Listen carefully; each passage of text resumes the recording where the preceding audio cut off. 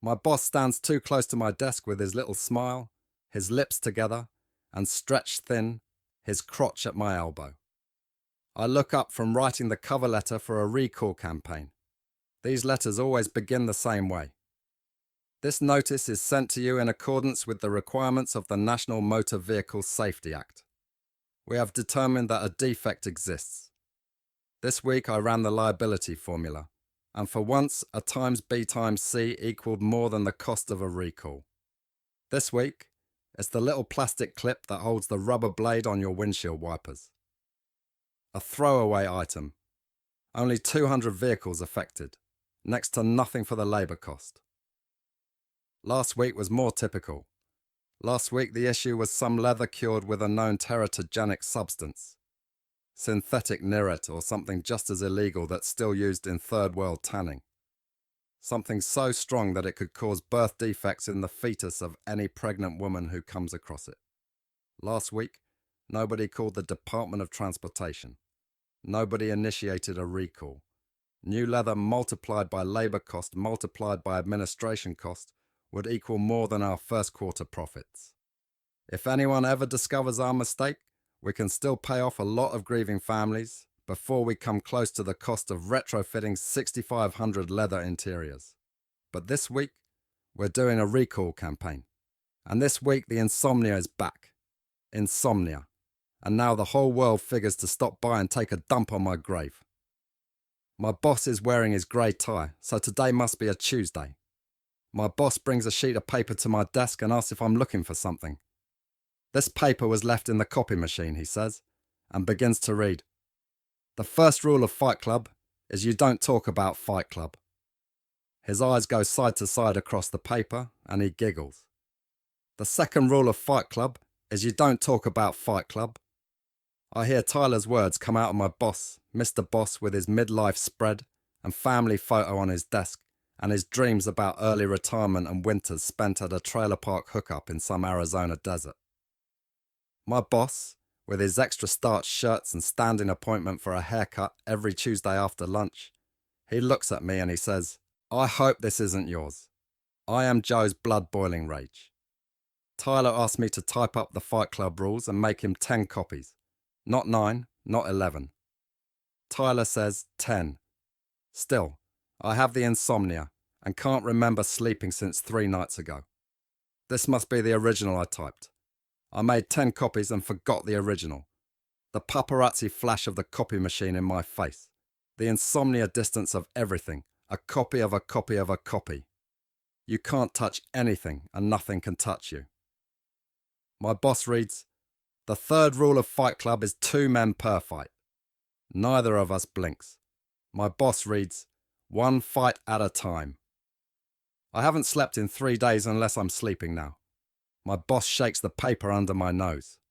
What about it? He says. Is this some little game I'm playing on company time? I'm paid for my full attention, not to waste time with little war games. And I'm not paid to abuse the copy machines. What about it? He shakes the paper under my nose. What do I think? He asks. What should he do with an employee who spends company time in some little fantasy world? If I was in his shoes, what would I do? What would I do? The hole in my cheek, the blue-black swelling around my eyes, and the swollen red scar of Tyler's kiss on the back of my hand. A copy of a copy of a copy. Speculation. Why does Tyler want 10 copies of the Fight Club rules? Hindu cow. What I would do, I say, is I'd be very careful who I talk to about this paper. I say, it sounds like some dangerous psychotic killer wrote this. And this buttoned-down schizophrenic could probably go over the edge at any moment in the working day and stalk from office to office with an Armalite AR-180 carbine gas-operated semi-automatic. My boss just looks at me. The guy, I say, is probably at home every night with a little Rattel file, filing across into the tip of every one of his rounds. This way, when he shows up to work one morning and pumps around into his nagging, ineffectual, petty, whining, butt-sucking, candy-ass boss. That one round will split along the filed grooves and spread open the way a dum-dum bullet flowers inside you to blow a bushel load of your stinking guts out through your spine. Picture your gut chakra opening in a slow motion explosion of sausage casing small intestine. My boss takes the paper out from under my nose. Go ahead, I say. Read some more. No, really, I say. It sounds fascinating. The work of a totally diseased mind. And I smile. The little butthole-looking edges of the hole in my cheek are the same blue-black as a dog's gums.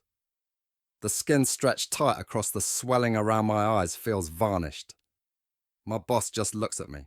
Let me help you, I say. I say, the fourth rule of Fight Club is one fight at a time. My boss looks at the rules and then looks at me. I say, the fifth rule is no shoes, no shirts in the fight. My boss looks at the rules and looks at me. Maybe, I say, this totally diseased fuck would use an Eagle Apache carbine because an Apache takes a 30-shot mag and only weighs 9 pounds. The Armalite only takes a 5-round magazine.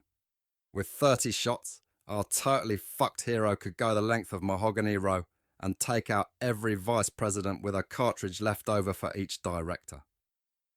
Tyler's words coming out of my mouth. I used to be such a nice person. I'd just look at my boss. My boss has blue, pale cornflower blue eyes. The J&R 68 semi-automatic carbine also takes a 30-shot mag and it only weighs 7 pounds. My boss just looks at me. It's scary, I say. This is probably somebody he's known for years. Probably this guy knows all about him, where he lives and where his wife works and his kids go to school. This is exhausting and all of a sudden very, very boring. And why does Tyler need 10 copies of the Fight Club rules? What I don't have to say is I know about the leather interiors that cause birth defects. I know about the counterfeit brake linings that look good enough to pass the purchasing agent, but fail after 2,000 miles. I know about the air conditioning rheostat that gets so hot, it sets fire to the maps in your glove compartment. I know how many people burn alive because of fuel injector flashback. I've seen people's legs cut off at the knee when turbochargers start exploding and send their veins through the firewall and into the passenger compartment. I've been out in the field and seen the burned up cars and seen the reports where cause of failure is recorded as unknown. No, I say, the paper's not mine. I take the paper between 2 fingers and jerk it out of his hand. The edge must slice his thumb because his hand flies to his mouth and he's sucking hard, eyes wide open. I crumble the paper into a ball and toss it into the trash can next to my desk. Maybe, I say, you shouldn't be bringing me every little piece of trash you pick up. Sunday night, I go to Remaining Men Together, and the basement of Trinity Episcopal is almost empty. Just Big Bob, and I come dragging in with every muscle bruised inside and out. But my heart's still racing, and my thoughts are a tornado in my head. This is insomnia. All night, your thoughts are on the air. All night long you're thinking, am I asleep? Have I slept? Insult to injury, Big Bob's arms come out of his t-shirt sleeves, quilted with muscle and so hard they shine. Big Bob smiles. He's so happy to see me. He thought I was dead. Yeah, I say. Me too. Well, Big Bob says, I've got good news. Where is everybody? That's the good news, Big Bob says. The group's disbanded. I only come down here to tell any guys who might show up. I collapse with my eyes closed on one of the plaid thrift store couches. The good news, Big Bob says, is there's a new group, but the first rule about this new group is you aren't supposed to talk about it. Oh, Big Bob says, and the second rule is you're not supposed to talk about it. Oh shit. I open my eyes. Fuck! The group's called Fight Club, Big Bob says, and it meets every Friday night in a closed garage across town. On Thursday nights, there's another Fight Club that meets at a garage closer by. I don't know either of these places. The first rule about Fight Club, Big Bob says, is you don't talk about Fight Club. Wednesday, Thursday and Friday night, Tyler is a movie projectionist. I saw his pay stub last week. The second rule about Fight Club, Big Bob says, is you don't talk about Fight Club. Saturday night, Tyler goes to Fight Club with me. Only 2 men per fight. Sunday morning, We come home beat up and sleep all afternoon. Only one fight at a time, Big Bob says. Sunday and Monday night, Tyler's waiting tables. You fight without shirts or shoes. Tuesday night, Tyler's at home making soap, wrapping it in tissue paper, shipping it out. The Paper Street Soap Company. The fights, Big Bob says, go on as long as they have to. Those are the rules invented by the guy who invented Fight Club. Big Bob asks, do you know him? I've never seen him myself, Big Bob says, but the guy's name is Tyler Durden. The Paper Street Soap Company. Do I know him? I don't know, I say. Maybe. Chapter 10. When I get to the Regent Hotel, Marla's in the lobby wearing a bathrobe. Marla called me at work and asked, would I skip the gym and the library or the laundry or whatever I had planned after work and come see her instead. This is why Marla called, because she hates me. She doesn't say a thing about her collagen trust fund. What Marla says is, would I do her a favour? Marla was lying in bed this afternoon. Marla lives on the meals that Meals on Wheels delivers for her neighbours who are dead. Marla accepts the meals and says they're asleep. Long story short, this afternoon Marla was just lying in bed, waiting for the Meals on Wheels delivery between noon and 2. Marla hasn't had health insurance for a couple of years, so she's stopped looking. But this morning she looks and there seemed to be a lump, and the nodes under her arm near the lump were hard and tender at the same time. And she couldn't tell anyone she loves because she doesn't want to scare them, and she can't afford to see a doctor if this is nothing. But she needed to talk to someone and someone else needed to look. The colour of Marla's brown eyes is like an animal that's been heated in a furnace and dropped into cold water. They call that vulcanized or galvanized or tempered. Marla says she'll forgive the collagen thing if I'll help her look. I figure she doesn't call Tyler because she doesn't want to scare him. I'm neutral in her book, I owe her. We go upstairs to her room, and Marla tells me how in the wild you don't see old animals, because as soon as they age, animals die. If they get sick or slow down, something stronger kills them. Animals aren't meant to get old. Marla lies down on her bed and undoes the tie on her bathrobe, and says our culture has made death something wrong. Old animals should be an unnatural exception. Freaks. Marla's cold and sweating while I tell her how in college I had a wart once. On my penis, only I say dick. I went to the medical school to have it removed. The wart. Afterwards I told my father. This was years after, and my dad laughed and told me I was a fool, because warts like that are nature's French tickler. Women love them, and God was doing me a favour. Kneeling next to Marla's bed with my hands still cold from outside, feeling Marla's cold skin a little at a time, rubbing a little of Marla between my fingers every inch. Marla says those warts that are God's French ticklers give women cervical cancer. So I was sitting on the paper belt in an examining room at the medical school, while a medical student sprays a canister of liquid nitrogen on my dick, and 8 medical students watched. This is where you end up if you don't have medical insurance. Only they don't call it a dick, they called it a penis. And whatever you call it, spray it with liquid nitrogen, and you might as well burn it with lye, it hurts so bad. Marla laughs at this until she sees my fingers have stopped, like maybe I've found something. Marla stops breathing, and her stomach goes like a drum, and her heart is like a fist pounding from inside the tight skin of a drum. But no, I stop because I'm talking, and I stop because for a minute, neither of us was in Marla's bedroom. We were in the medical school years ago, sitting on the sticky paper with my dick on fire with liquid nitrogen when one of the medical students saw my bare feet and left the room fast in 2 big steps. The student came back in behind 3 real doctors, and the doctors elbowed the man with the canister of liquid nitrogen to one side. A real doctor grabbed my bare right foot and hefted it into the face of the other real doctors.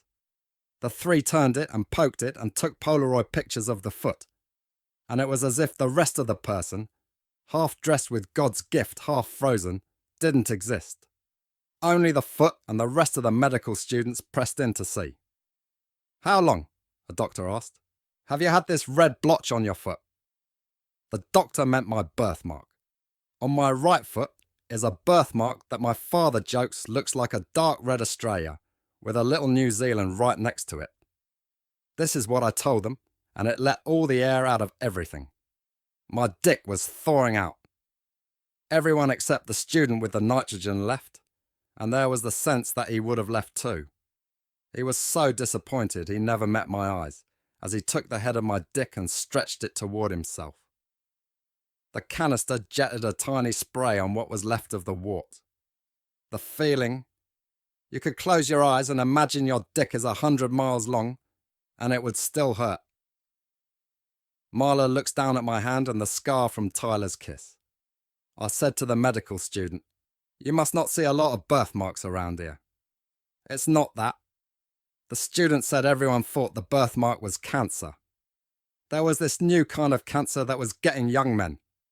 They wake up with a red spot on their feet or ankles. The spots don't go away. They spread until they cover you and then you die.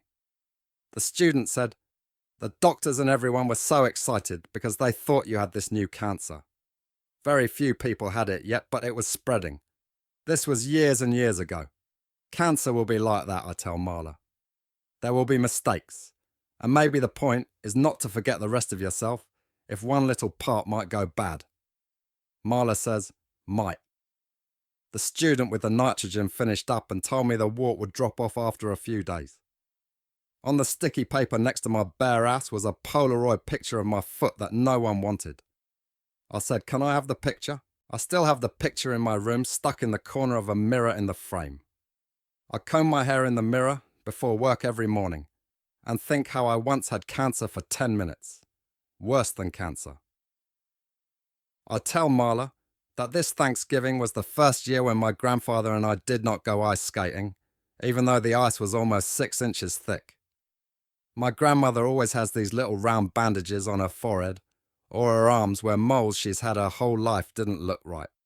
They spread out with fringed edges, or the moles turn from brown to blue or black. When my grandmother got out of the hospital the last time, my grandfather was carrying a suitcase, and it was so heavy he complained that he felt lopsided. My French-Canadian grandmother was so modest that she never wore a swimming suit in public, and she always ran water in the sink to mask any sound she might make in the bathroom. Coming out of Our Lady of Lourdes Hospital after a partial mastectomy, she says, "You feel lopsided?" For my grandfather, that sums up the whole story, my grandmother, cancer, their marriage, your life. He laughs every time he tells that story. Marla isn't laughing. I want to make her laugh, to warm her up. To make her forgive me for the collagen, I want to tell Marla there's nothing for me to find. If she found anything this morning, it was a mistake.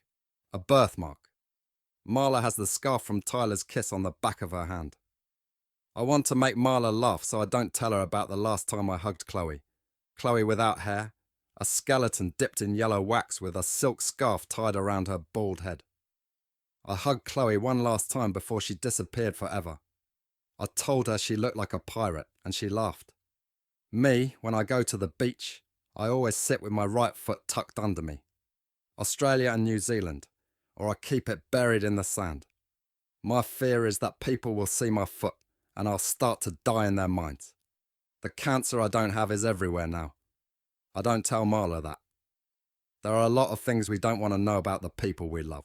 To warm her up, to make her laugh, I tell Marla about the woman in Dear Abby who married a handsome, successful mortician, and on their wedding night, he made her soak in a tub of ice water until her skin was freezing to the touch.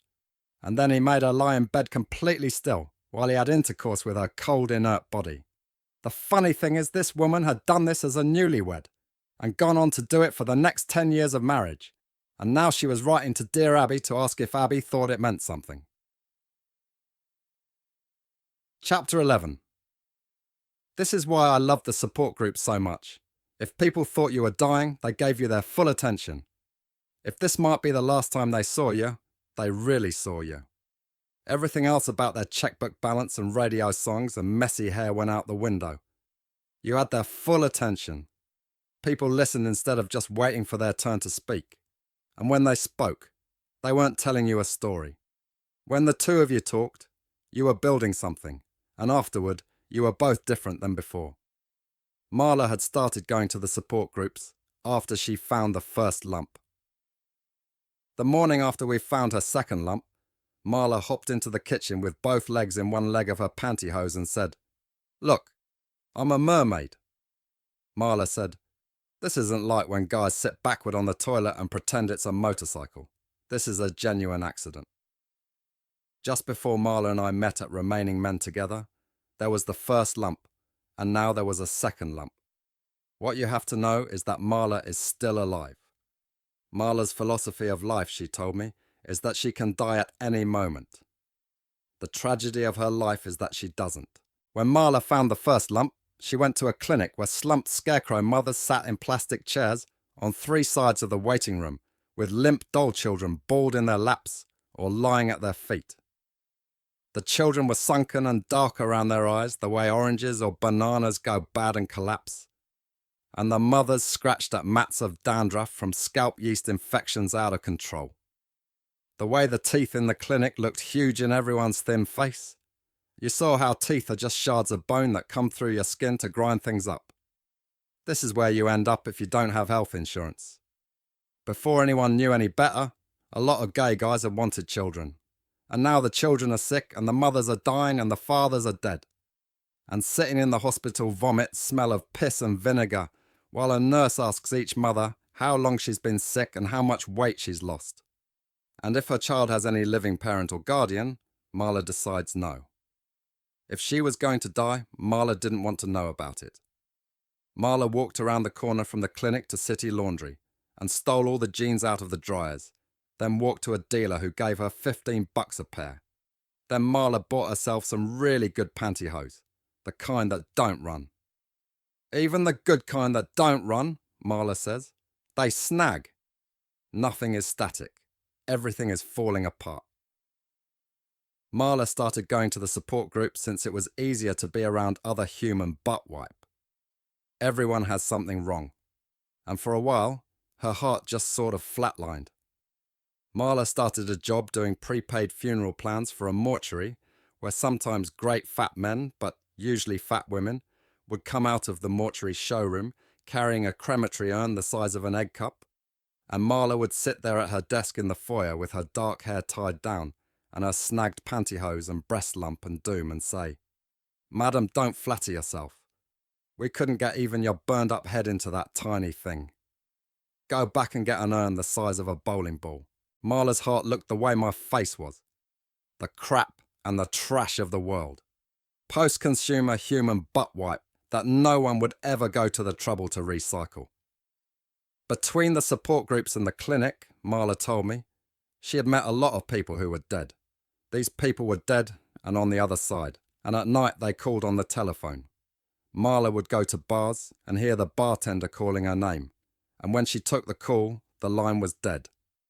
At the time, she thought this was hitting bottom.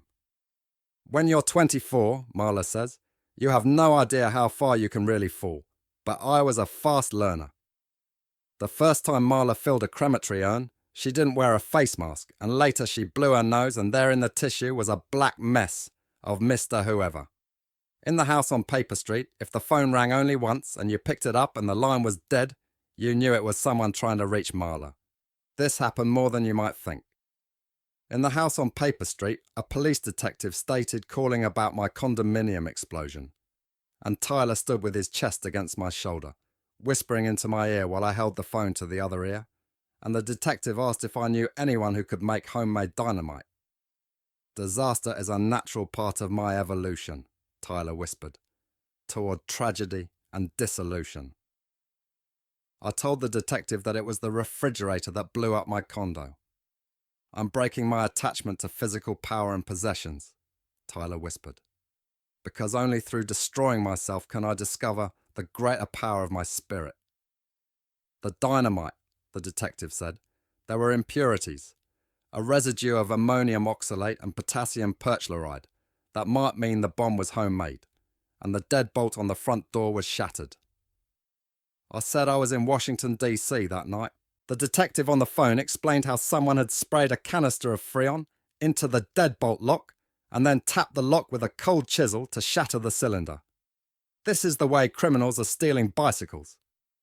The liberator who destroys my property, Tyler said, is fighting to save my spirit. The teacher who clears all possessions from my path will set me free. The detective said whoever set the homemade dynamite could have turned on the gas and blown out the pilot lights on the stove days before the explosion took place. The gas was just the trigger. It would take days for the gas to fill the condo before it reached the compressor at the base of the refrigerator, and the compressor's electric motor set off the explosion. Tell him, Tyler whispered. Yes, you did it. You blew it all up. That's what he wants to hear. I tell the detective, no, I did not leave the gas on and then leave town. I loved my life. I loved that condo. I loved every stick of furniture. That was my whole life. Everything, the lamps, the chairs, the rugs were me. The dishes in the cabinets were me. The plants were me. The television was me. It was me that blew up. Couldn't he see that? The detective said not to leave town. Chapter 12. Mr. His Honour, Mr. Chapter President of the local chapter of the National United Projectionist and Independent Theatre Operators, Union just sat. Under and behind and inside everything the man took for granted, something horrible had been growing. Nothing is static. Everything is falling apart. I know this because Tyler knows this. For 3 years, Tyler had been doing film build-up and breakdown for a chain of movie houses. A movie travels in 6 or 7 small reels, packed in a metal case. Tyler's job was to splice the small reels together into single 5-foot reels that self-threading and rewinding projectors could handle. After 3 years, 7 theatres, at least 3 screens per theatre, new shows every week, Tyler had handled hundreds of prints. Too bad, but with more self-threading and rewinding projectors, the union didn't need Tyler anymore. Mr. Chapter President had to call Tyler in for a little sit-down. The work was boring and the pay was crap. So the president of the United Union of United Projection Operators, Independent and United Theatres United, said it was doing Tyler Durden a chapter favour by giving Tyler the diplomatic shaft. Don't think of this as rejection. Think of it as downsizing. Right up the butt, Mr. Chapter President himself says, "We appreciate your contribution to our success." Oh, that wasn't a problem, Tyler said, and grinned. As long as the union kept sending a paycheck, he'd keep his mouth shut. Tyler said, "Think of this as early retirement with pension." Tyler had handled hundreds of prints. Movies had gone back to the distributor. Movies had gone back out in re-release. Comedy, drama, musicals, romance, action-adventure, spliced with Tyler's single-frame flashes of pornography. Sodomy, fellatio, cunnilingus, bondage. Tyler had nothing to lose. Tyler was the porn of the world, everybody's trash. This is what Tyler rehearsed me to tell the manager of the Pressman Hotel too. At Tyler's other job, at the Pressman Hotel, Tyler said he was nobody. Nobody cared if he lived or died, and the feeling was fucking mutual. This is what Tyler told me to say in the hotel manager's office, with security guards sitting outside the door. Tyler and I stayed up late and traded stories after everything was over. Right after he'd gone to the Projectionist Union, Tyler had me go and confront the manager of the Pressman Hotel. Tyler and I were looking more and more like identical twins. Both of us had punched out cheekbones, and our skin had lost its memory, and forgot where to slide back to after we were hit. My bruises were from Fight Club, and Tyler's face was punched out of shape by the president of the Projectionist Union. After Tyler crawled out of the union offices, I went to see the manager of the Pressman Hotel. I sat there in the office of the manager of the Pressman Hotel. I am Joe's smirking revenge. The first thing the hotel manager said was I had 3 minutes. In the first 30 seconds, I told how I'd been peeing into soup, farting on creme brulees, sneezing on braised endive, and now I wanted the hotel to send me a check every week equivalent to my average week's pay plus tips. In return, I wouldn't come to work anymore, and I wouldn't go to the newspapers or the public health people with a confused, tearful confession. The headlines: troubled waiter admits tainting food. Sure, I said, I might go to prison. They could hang me and yank my nuts off and drag me through the streets and flame my skin and burn me with lye. But the Pressman Hotel would always be known as the hotel where the richest people in the world ate pee. Tyler's words coming out of my mouth. And I used to be such a nice person. At the projectionist union office, Tyler had laughed after the union president punched him. The one punch knocked Tyler out of his chair, and Tyler sat against the wall, laughing. Go ahead, you can't kill me, Tyler was laughing. You stupid fuck. Beat the crap out of me, but you can't kill me. You have too much to lose. I have nothing. You have everything. Go ahead, right in the gut. Take another shot at my face. Cave in my teeth. But keep those paychecks coming. Crack my ribs. But if you miss 1 week's pay, I go public. And you and your little union go down under lawsuits from every theatre owner and film distributor and mommy whose kid maybe saw a hard-on in Bambi. I am trash, Tyler said. I am trash and shit and crazy to you and this whole fucking world, Tyler said to the union president. You don't care where I live or how I feel or what I eat or how I feed my kids or how I pay the doctor if I get sick. And yes, I'm stupid and bored and weak, but I am still your responsibility. Sitting in the office at the Pressman Hotel, my Fight Club lips were still split into about 10 segments. The butthole in my cheek looking at the manager of the Pressman Hotel, it was all pretty convincing. Basically, I said the same stuff Tyler said. After the union president had slugged Tyler to the floor, after Mr. President saw Tyler wasn't fighting back, His Honor with his big Cadillac body bigger and stronger than he would ever really need. His Honor hauled his wingtip back and kicked Tyler in the ribs and Tyler laughed. His Honor shot the wingtip into Tyler's kidneys after Tyler curled into a ball, but Tyler was still laughing. Get it out, Tyler said. Trust me, you'll feel a lot better. You'll feel great. In the office of the Pressman Hotel, I asked the hotel manager if I could use his phone, and I dialed the number for the city desk at the newspaper. With the hotel manager watching, I said, Hello, I said, I've committed a terrible crime against humanity as part of a political protest. My protest is over the exploitation of workers in the service industry. If I went to prison, I wouldn't be just an unbalanced peon diddling in the soup. This would have heroic scale. Robin Hood waiter, champions have-nots. This would be about a lot more than one hotel and one waiter. The manager of the Pressman Hotel very gently took the receiver out of my hand. The manager said he didn't want me working here anymore, not the way I look now. I'm standing at the head of the manager's desk when I say, What? You don't like the idea of third? And without flinching, still looking at the manager, I roundhouse the fist at the centrifugal force end of my arm and slam fresh blood out of the cracked scabs in my nose. For no reason at all, I remember the night Tyler and I had our first fight. I want you to hit me as hard as you can. This isn't such a hard punch. I punch myself again. It just looks good, all the blood.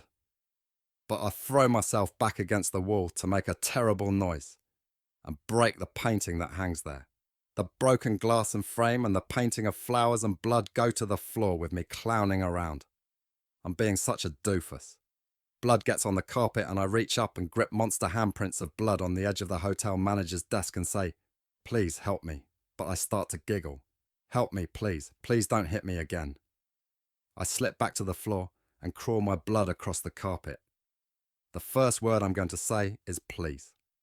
So I keep my lips shut. The monster drags itself across the lovely bouquets and garlands of the oriental carpet.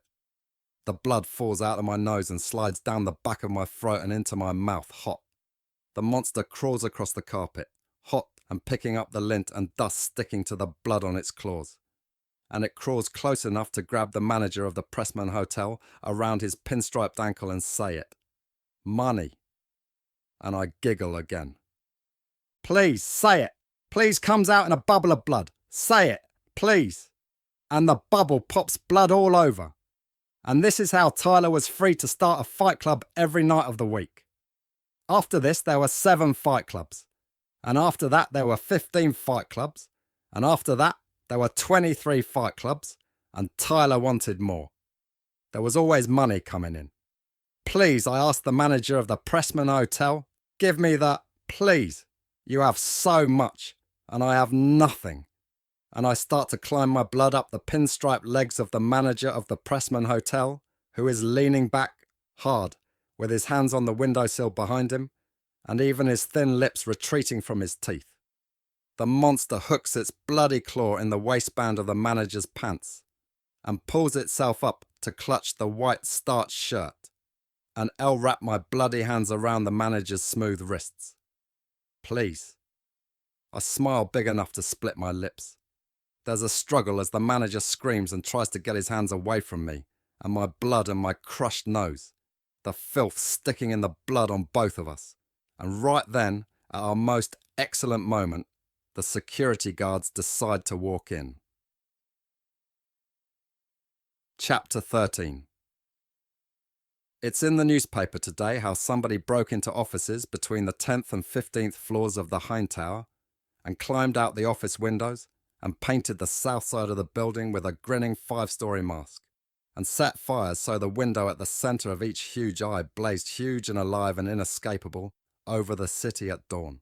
In the picture on the front page of the newspaper, the face is an angry pumpkin, Japanese demon, dragon of avarice hanging in the sky, and the smoke is a witch's eyebrows or devil's horns. And people cried with their heads thrown back. What did it mean? And who would do this? And even after the fires were out, the face was still there, and it was worse. The empty eyes seemed to watch everyone in the street, but at the same time were dead.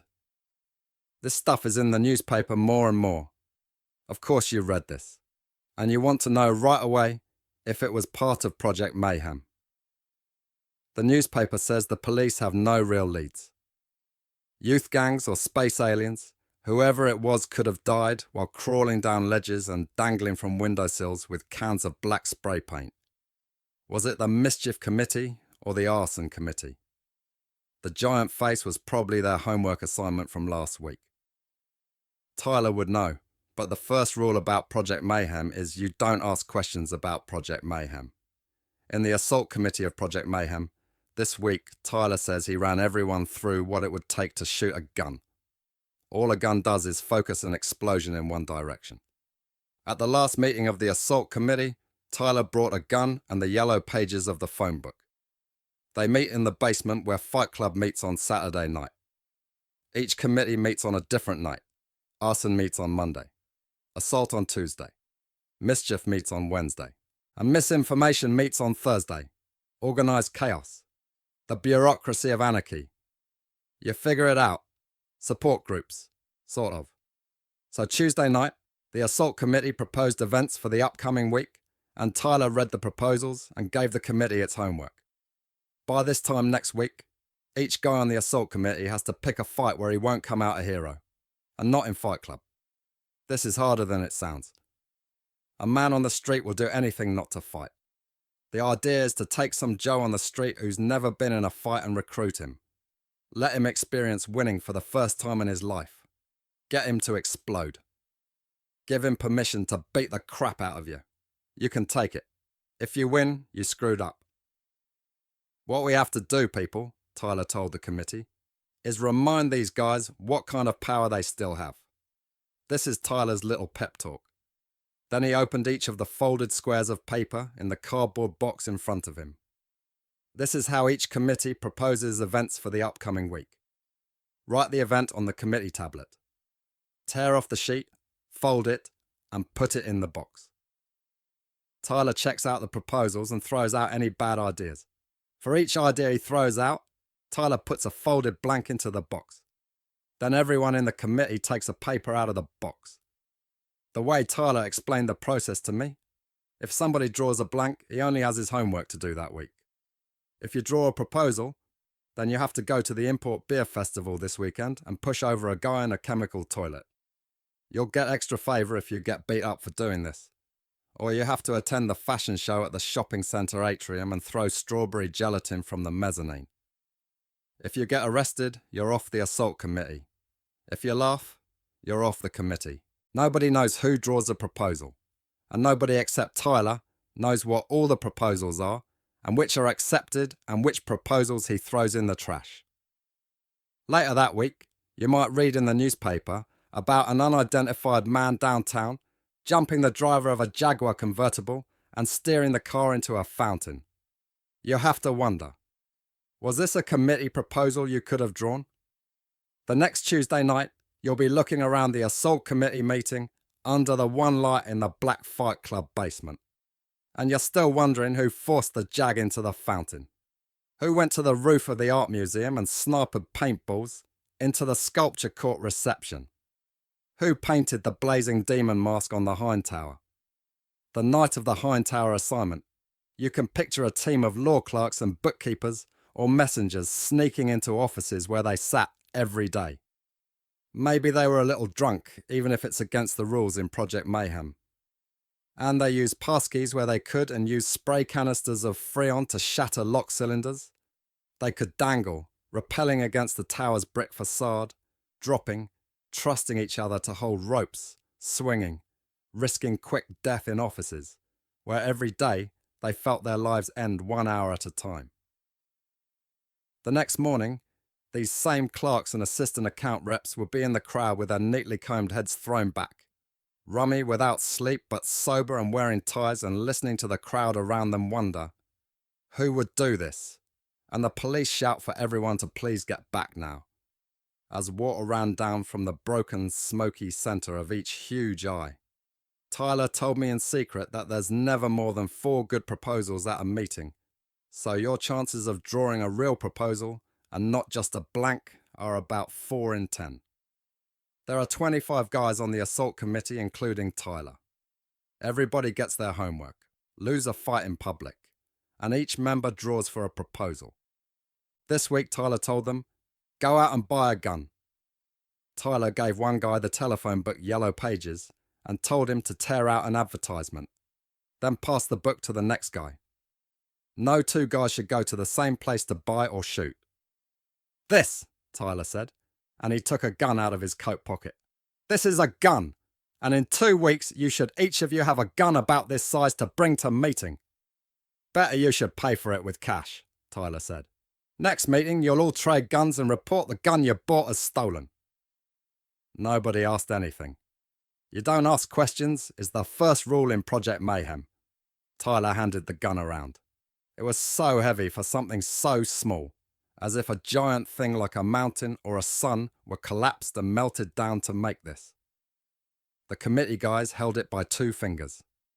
Everyone wanted to ask if it was loaded, but the second rule of Project Mayhem is you don't ask questions. Maybe it was loaded, maybe not. Maybe we should always assume the worst. A gun, Tyler said, is simple and perfect. You just draw the trigger back. The third rule in Project Mayhem is no excuses. The trigger, Tyler said. Freeze the hammer, and the hammer strikes the powder. The fourth rule is no lies. The explosion blasts a metal slug off the open end of the shell, and the barrel of the gun focuses the exploding powder and the rocketing slug, Tyler said. Like a man out of a cannon, like a missile out of a silo, like your jism in one direction. When Tyler invented Project Mayhem, Tyler said the goal of Project Mayhem had nothing to do with other people. Tyler didn't care if other people got hurt or not. The goal was to teach each man in the project that he had the power to control history. We, each of us, can take control of the world. It was at Fight Club that Tyler invented Project Mayhem. I tagged a first-timer one night at Fight Club. That Saturday night, a young guy with an angel's face came to his first Fight Club and I tagged him for a fight. That's the rule. If it's your first night in Fight Club, you have to fight. I knew that, so I tagged him because the insomnia was on again, and I was in a mood to destroy something beautiful. Since most of my face never gets a chance to heal, I've got nothing to lose in the looks department. My boss, at work, he asked me what I was doing about the hole through my cheek that never heals. When I drink coffee, I told him, I put 2 fingers over the hole so it won't leak. There's a sleeper hold that gives somebody just enough air to stay awake. And that night at Fight Club, I hit our first timer, and hammered that beautiful Meister Angel face. First with the bony knuckles of my fist like a pounding molar, and then the knotted tight butt of my fist after my knuckles were raw from his teeth stuck through his lips. Then the kid fell through my arms in a heap. Tyler told me later that he'd never seen me destroy something so completely. That night, Tyler knew he had to take Fight Club up a notch or shut it down. Tyler said, sitting at breakfast the next morning, "You look like a maniac, psycho boy. Where did you go?" I said I felt like crap and not relaxed at all. I didn't get any kind of buzz. Maybe I'd developed a Jones. You can build up a tolerance to fighting, and maybe I needed to move on to something bigger. It was that morning Tyler invented Project Mayhem. Tyler asked what I was really fighting. What Tyler says about being the crap and the slaves of history, that's how I felt. I wanted to destroy everything beautiful I'd never have. Burn the Amazon rainforests. Pump chlorofluorocarbons straight up to gobble the ozone. Open the dump valves on supertankers and uncap offshore oil wells. I wanted to kill all the fish I couldn't afford to eat and smother the French beaches I'd never see. I wanted the whole world to hit bottom. Pounding that kid, I really wanted to put a bullet between the eyes. Every endangered panda that wouldn't screw to save its species and every whale or dolphin that gave up and ran itself aground. Don't think of this as extinction. Think of this as downsizing. For thousands of years, human beings had screwed up and trashed and crapped on this planet, and now history expected me to clean up after everyone. I have to wash out and flatten my soup cans, and account for every drop of used motor oil, and I have to foot the bill for nuclear waste and buried gasoline tanks and landfill toxic sludge dump at a generation. Before I was born, I held the face of Mr. Angel like a baby or a football. In the crook of my arm and bashed him with my knuckles. Bashed him until his teeth broke through his lips. Bashed him with my elbow after that, until he fell through my arms into a heap at my feet. Until the skin was pounded thin across his cheekbones and turned black. I wanted to breathe smoke. Birds and deer are a silly luxury, and all the fish should be floating. I wanted to burn the Louvre. I'd do the Elgin marbles with a sledgehammer and wipe my arse with the Mona Lisa. This is my world now. This is my world, and those ancient people are dead. It was at breakfast that morning that Tyler invented Project Mayhem. We wanted to blast the world free of history. We were eating breakfast in the house on Paper Street, and Tyler said, "Picture yourself planting radishes and seed potatoes on the 15th green of a forgotten golf course. You'll hunt elk through the damp canyon forests around the ruins of Rockefeller Center and dig clams next to the skeleton of the Space Needle, leaning at a 45-degree angle. We'll paint the skyscrapers with huge totem faces and goblin tikis, and every evening what's left of mankind will retreat to empty zoos and lock itself in cages as protection against bears and big cats and wolves that pace and watch us from outside the cage bars at night." "Recycling and speed limits are bullshit," Tyler said. "They're like someone who quits smoking on his deathbed. It's Project Mayhem that's gonna save the world. A cultural ice age, a prematurely induced dark age. Project Mayhem will force humanity to go dormant or into remission long enough for the Earth to recover. You justify anarchy," Tyler says. "You figure it out. Like Fight Club does with clerks and box boys. Project Mayhem will break up civilization so we can make something better out of the world. Imagine," Tyler said, "stalking elk past department store windows and stinking racks of beautiful rotting dresses and tuxedos on hangers. You'll wear leather clothes that will last you the rest of your life, and you'll climb the wrist-thick kudzu vines that wrap the Sears Tower.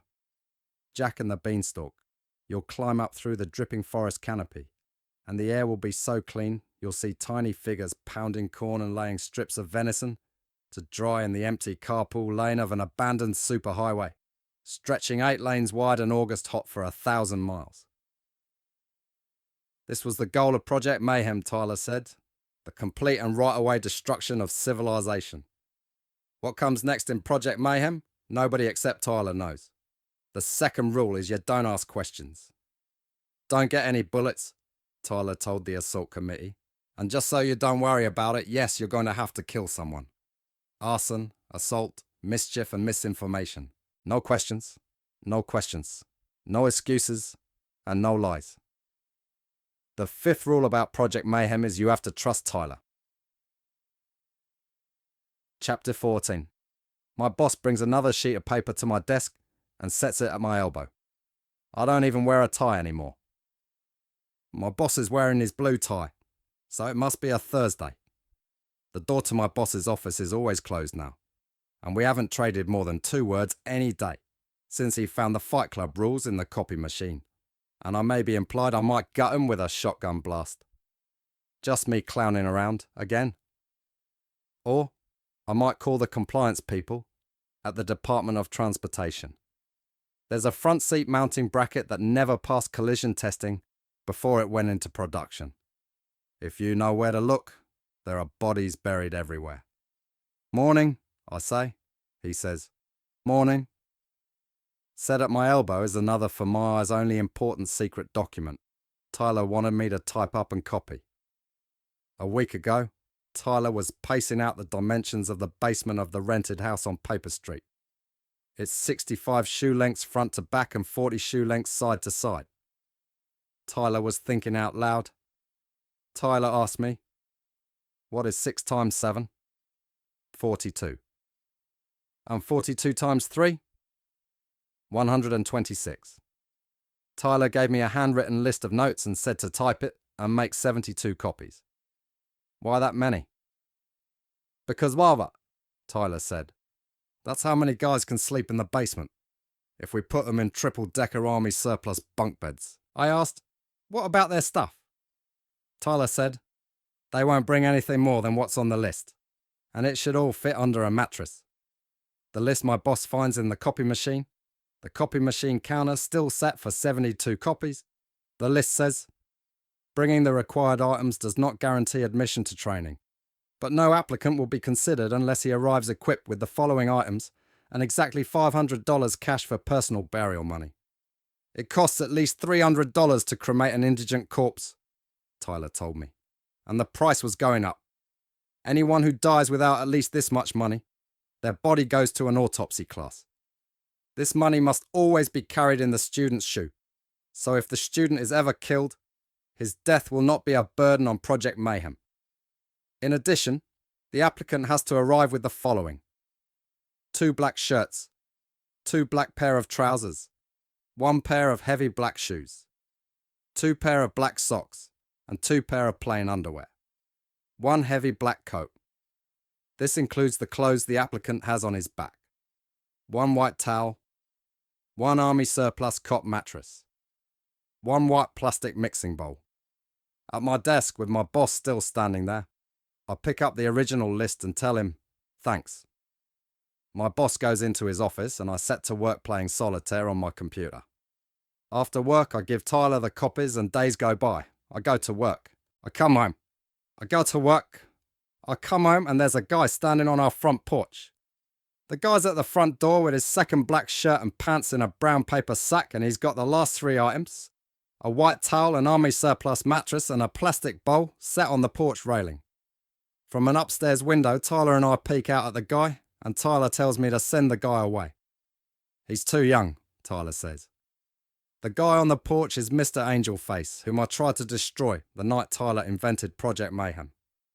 Even with his 2 black eyes and blonde crew cut, you see his tough, pretty skull without wrinkles or scars. Put him in a dress and make him smile, and he'd be a woman.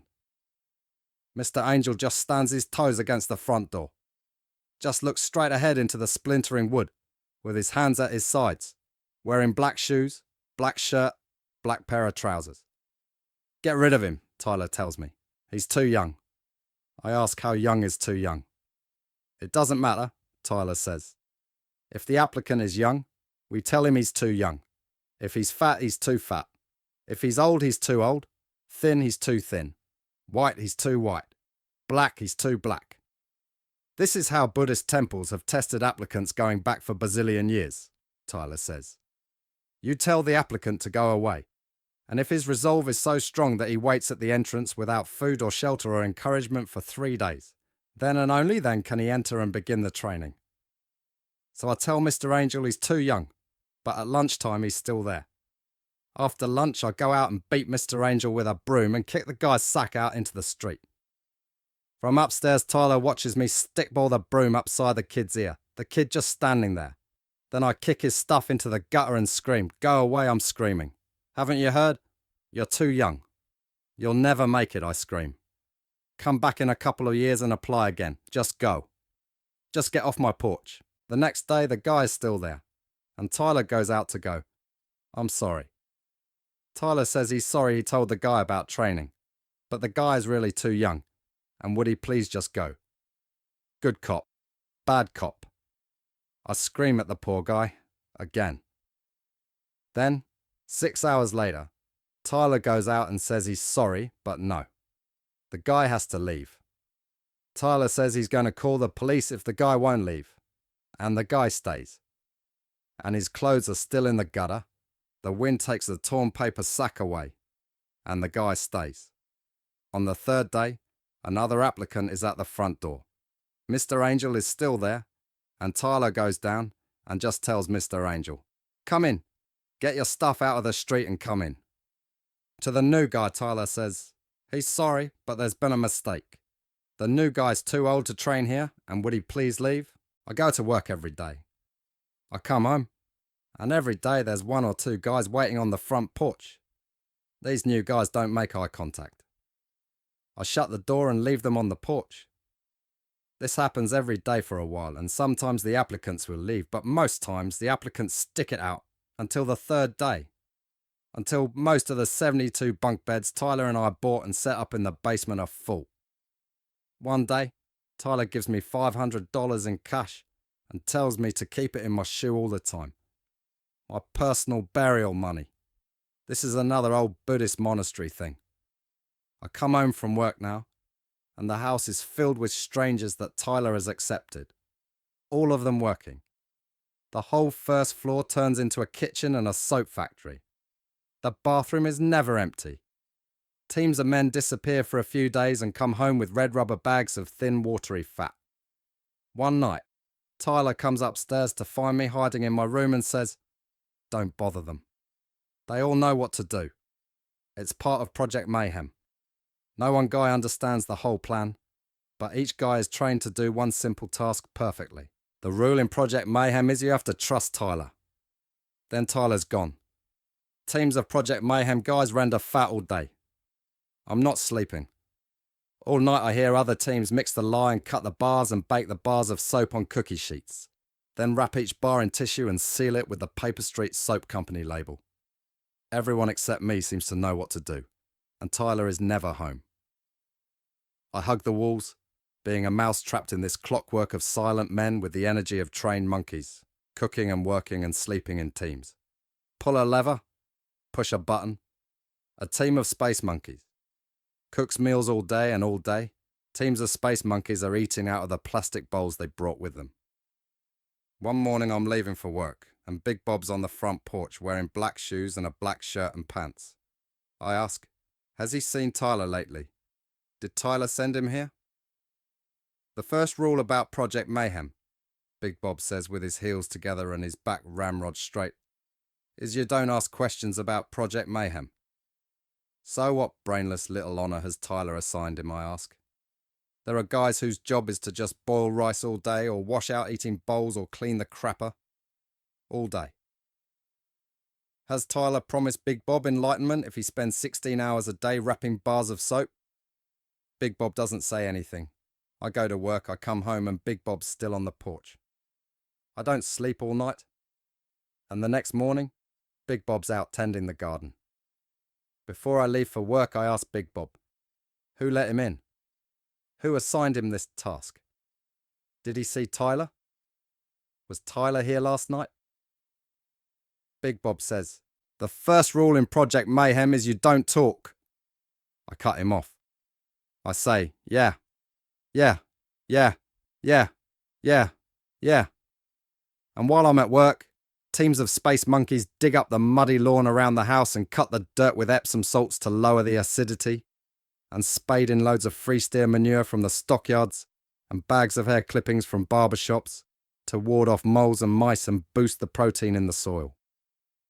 At any time of the night, space monkeys from some slaughterhouse come home with bags of blood meal to boost the iron in the soil and bone meal to boost the phosphorus. Teams of space monkeys plant basil and thyme and lettuce and starts of witch hazel and eucalyptus and mock orange and mint in a kaleidoscope knot pattern. A rose window in every shade of green. And other teams go out at night and kill the slugs and snails by candlelight. Another team of space monkeys picks only the most perfect leaves and juniper berries to boil for a natural dye. Comfrey because it's a natural disinfectant. Violet leaves because they cure headaches, and sweet woodruff because it gives soap a cut grass smell. In the kitchen are bottles of 80 proof vodka to make the translucent rose geranium and brown sugar soap and the patchouli soap, and I steal a bottle of vodka and spend my personal burial money on cigarettes. Marla shows up. We talk about the plants. Marla and I walk on raked gravel paths through the kaleidoscope green patterns of the garden, drinking and smoking. We talk about her breasts. We talk about everything except Tyler Durden. And one day, it's in the newspaper how a team of men wearing black had stormed through a better neighbourhood and a luxury car dealership, slamming baseball bats against the front bumpers of cars. So the airbags inside would explode in a powdery mess, with their car alarms screaming. At the Paper Street Soap Company, other teams pick the petals from roses or anemones and lavender and pack the flowers into boxes with a cake of pure tallow that will absorb their scent for making soap with a flower smell. Marla tells me about the plants. The rose, Marla tells me, is a natural astringent. Some of the plants have obituary names. Iris, basil, rue, rosemary and verbena. Some, like meadowsweet and cowslips, sweet flag and spikenard, are like the names of Shakespeare fairies. Deer tongue with its sweet vanilla smell. Witch hazel, another natural astringent. Orris root, the wild Spanish iris. Every night Marla and I walk in the garden until I'm sure that Tyler's not coming home that night. Right behind us is always a space monkey, trailing us to pick up the twist of balm or rue or mint Marla crushes under my nose. A dropped cigarette butt.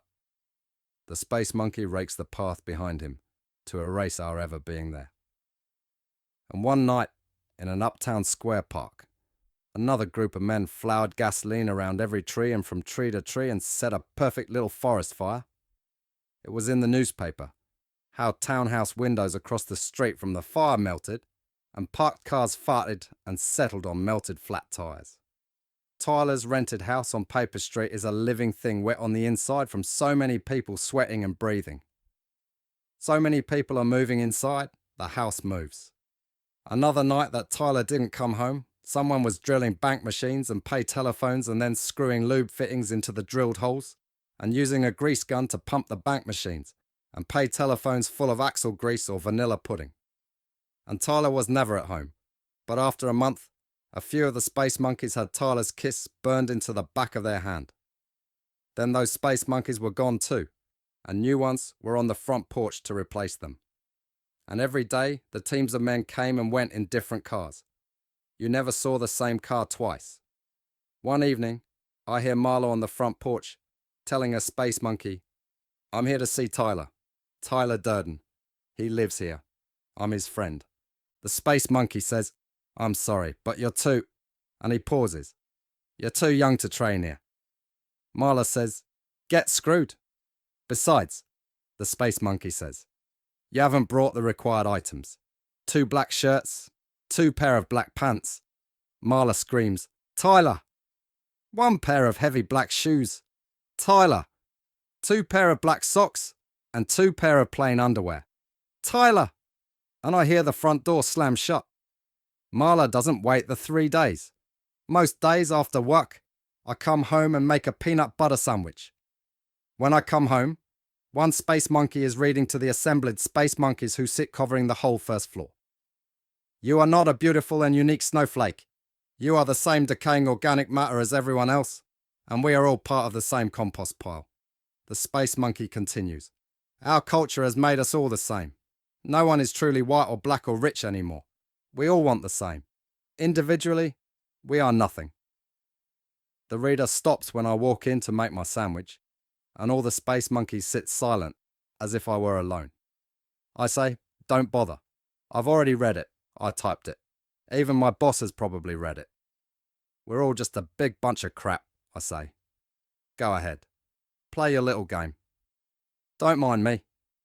The space monkeys wait in quiet while I make my sandwich and take another bottle of vodka and go up the stairs. Behind me I hear, "You are not a beautiful and unique snowflake. I am Joe's broken heart because Tyler's dumped me, because my father dumped me." Oh, I could go on and on. Some nights after work I go to a different fight club in the basement of a bar or garage, and I ask if anybody's seen Tyler Durden. In every new fight club, someone I've never met is standing under the one light in the centre of the darkness, surrounded by men and reading Tyler's words. The first rule about Fight Club is you don't talk about Fight Club. When the fights get started, I take the club leader aside and ask if he's seen Tyler. I live with Tyler, I say, and he hasn't been home for a while. The guy's eyes get big and he asks, "Do I really know Tyler Durden? This happens in most of the new fight clubs."